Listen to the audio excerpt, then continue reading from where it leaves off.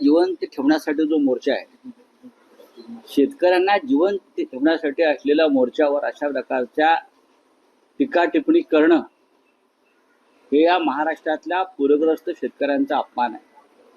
आजचा हंबरडा मोर्चा जो आहे हा शेतकऱ्यांचा आक्रोश हंबरडा हा फक्त देवेंद्र फडणवीस यांच्यापर्यंत नाही, तर महाराष्ट्रातला हा आक्रोश हंबरडा दिल्लीपर्यंत पोहोचावा यासाठीचा मोर्चा आहे. कशा प्रकारे शेतकऱ्यांची फसवणूक सुरू आहे, कशा प्रकारे शेतकऱ्याच्या हालापेष्टा सुरू आहेत, कशा प्रकारे शेतकऱ्याला फसवलं जात आहे. सुलतानी आणि अस्मानी दोन्ही संकटाशी मराठवाड्यातला शेतकरी कसा आत्महत्या करतोय, पॅकेजच्या नावाखाली कशी दुर्फेक केली आहे. 31,000 कोटीचं पॅकेज काय आणलंय देवेंद्रजींनी मला सांगावं. हे पॅकेज फार तर 5,500 ते 6,000 कोटीचं आहे, बाकी सगळे धुळफेक आहे. त्याच्यावरती आज मी इथे जास्त बोलणार नाही. मोर्चा प्रचंड होईल. आमचा आक्रोश, आमचा हंबरडा देवेंद्रजी पर्यंत गेला तर त्याच्यावरती विचार करतील. भारतीय जनता पक्ष निगरगट्ट मनाचा पक्ष आहे, निर्डावलेला मनाचा प्रश्न आहे, ठेकेदारांचा पक्ष आहे. त्यांना शेतकऱ्यांची काय चिंता आहे. तर तो आज आम्ही चाललोय. उद्धवजी येत आहेत, उद्धवजी ठाकरे यांच्या नेतृत्वाखाली हा एक विराट मोर्चा फक्त मराठवाड्यातल्या राज्यातल्या शेतकऱ्याला न्याय देण्यासाठी आम्ही काढतो आहोत. काय केलं मला सांगा. 50,000 हेक्टरी ही मागणी आहे शेतकऱ्याची. नुकसान भरपाई दिलंय का? नाही दिलं. कर्जमाफीची मागणी आहे शेतकऱ्याची, दिलंय का? नाही. यात आमचा काय संबंध आहे? आम्ही जिवंतच आहोत. आम्ही जिवंत नाही, तुमच्या छाताडावर बसलेलो आहोत, म्हणून तुम्हाला आमची भीती वाटते.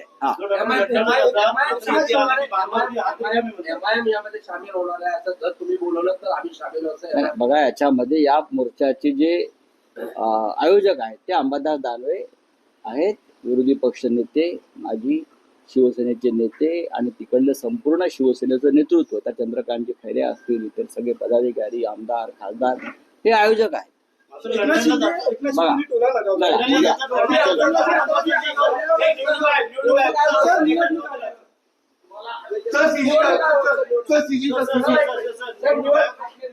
निवडणूक आयोगाची भेट घेणार आहात, त्यामध्ये मवियाचे नेते असतील, राज ठाकरे देखील सहभागी होतील.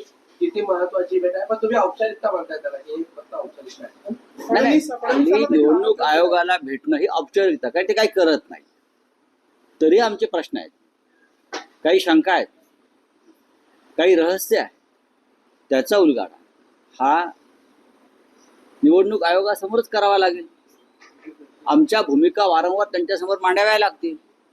ही लोकशाही व्यवस्थेनं निर्माण केलेली एक संविधानिक व्यवस्था आहे. 14 तारखेला दुपारी 12:30 वाजता राज्याचे मुख्य निवडणूक अधिकारी चोखलिंगम यांच्याकडे एक सर्वपक्षीय शिष्टमंडळ जाईल. त्याच्यामध्ये माननीय शरद पवार, माननीय उद्धव ठाकरे, प्रदेश काँग्रेसचे अध्यक्ष माननीय हर्षवर्धन सपकाळ, त्यानंतर मनसेचे प्रमुख राज ठाकरे सुद्धा या शिष्टमंडळामध्ये सहभागी आहेत. त्यानंतर कॉम्रेड अजित नवले, कॉम्रेड प्रकाश रेड्डी, कॉम्रेड सुभाष लांडे, त्यानंतर जयंतराव पाटील, असे सगळे सर्व पक्ष, आम्ही अबू आदमी यांना आमंत्रण दिलंय. आणि हा राजकीय विषय नसल्यामुळे निवडणूक आयोग हे संविधानिक पद आहे आणि राज्याच्या निवडणूक आयोगाचा विषय आहे आणि प्रत्येकाच्या काही समस्या आहेत, भाजपच्याही आहेत. त्याच्यामुळे आम्ही देवेंद्र फडणवीस हे एका पक्षाचे नेते आहेत, मुख्यमंत्री नाही. तर तुम्ही सुद्धा फडणवीस साहेब या. त्यानंतर इतर जे 2 त्यांच्या युतीतले पक्ष आहेत, अजित पवारांचा आणि मिंध्यांचा, त्यांनाही आम्ही पत्र पाठवलंय की हे बिगर राजकीय शिष्टमंडळ आहे. निवडणूक आयोगासमोर प्रत्येकानं आपल्या भूमिका मांडायला पाहिजे आणि आपण सगळ्यांनी यावं. देवेंद्र फडणवीस यातले तज्ज्ञ आहेत.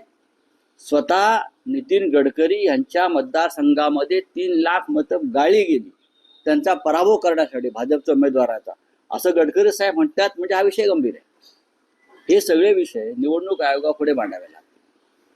त्यासाठी प्रत्येक राजकीय पक्षाच्या प्रतिनिधींनी यावं आणि त्या सहभागी व्हावं. हा काय विरोधी पक्षाचं किंवा महाविकास आघाडीचं शिष्टमंडळ नाहीये. राज ठाकरे महाविकास आघाडीत अद्याप तरी नाहीत, तरी ते येत आहेत. विषय गंभीर आहे आणि देवेंद्र फडणवीस यांनी या शिष्टमंडळात सहभागी झाल्याशिवाय भारतीय जनता पक्षाला काय म्हणायचं आहे हे लोकांसमोर येणार नाही आणि आम्ही पूर्ण तयारीने जातो आणि त्यानंतर पत्रकार परिषद आहे यशवंतराव चव्हाण प्रतिष्ठानमध्ये, तिथे सुद्धा आम्ही आमच्या औपचारिकता म्हणजे हे भिंतीवर डोकं आपटून घेण्यासारखं आहे. ज्ञानेश कुमारकडे जाणं किंवा राज्याच्या निवडणूक आयोगाकडे जाणं, राजकीय दबावाखाली निवडणूक आयोग काम करतो. तरीही लोकशाही व्यवस्थेमध्ये निवडणूक आयोगाला भेटावं लागतं, आपल्या भूमिका मांडाव्या लागतात.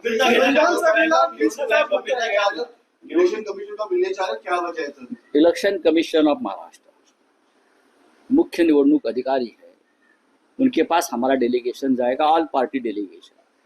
ऑल पार्टी में सिर्फ अपोजिशन नहीं रहता है, सब रहते हैं। तो हमने इस डेलीगेशन में आने का न्योता महाराष्ट्र के मुख्यमंत्री बीजेपी के नेता देवेंद्र जी फडणवीस को दिया है। इस डेलीगेशन में माननीय शरद पवार, उद्धव ठाकरे जी, कांग्रेस के स्टेट प्रेसिडेंट हर्षवर्धन सकपाल और राज ठाकरे जी भी इस डेलीगेशन में है।